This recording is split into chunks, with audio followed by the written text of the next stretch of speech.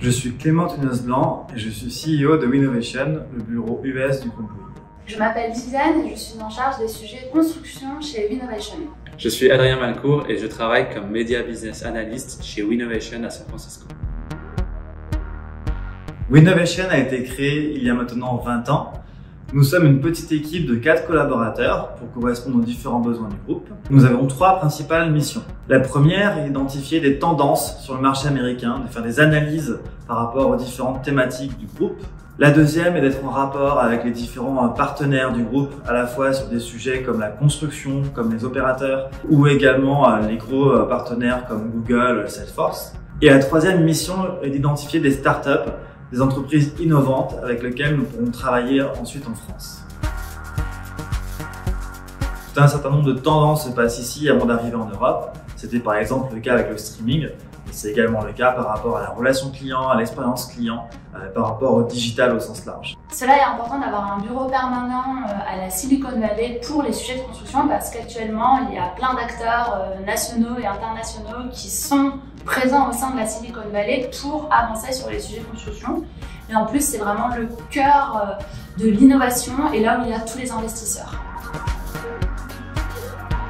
Avec TF1, en tant qu'un des plus gros groupes médias en Europe, ça permet aux entreprises américaines d'avoir un partenaire majeur pour adresser le marché français et européen. Les partenaires américains apprécient beaucoup échanger avec un acteur européen comme Bouygues Construction parce qu'on est en avance sur les sujets de développement durable.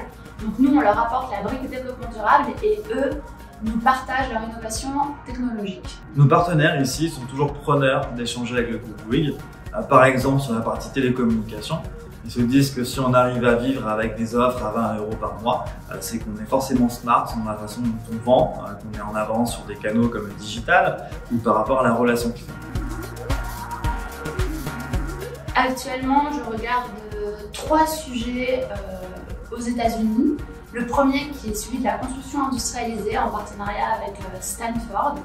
Le deuxième est celui de la Smart City. Et enfin, le troisième est évidemment celui du développement durable.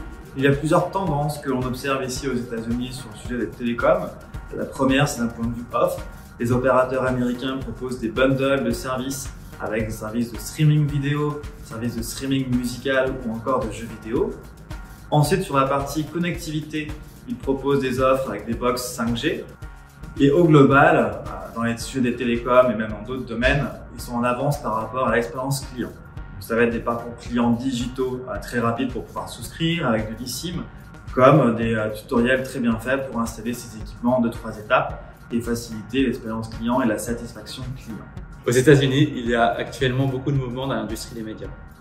Les médias traditionnels lancent leur propre plateforme de streaming, font des fusions-acquisitions pour faire grandir leur part de marché et augmentent leurs investissements dans la production de contenu pour renforcer leur catalogue. D'un point de vue un peu plus prospectif, on voit des initiatives dans le métaverse et dans les voitures autonomes.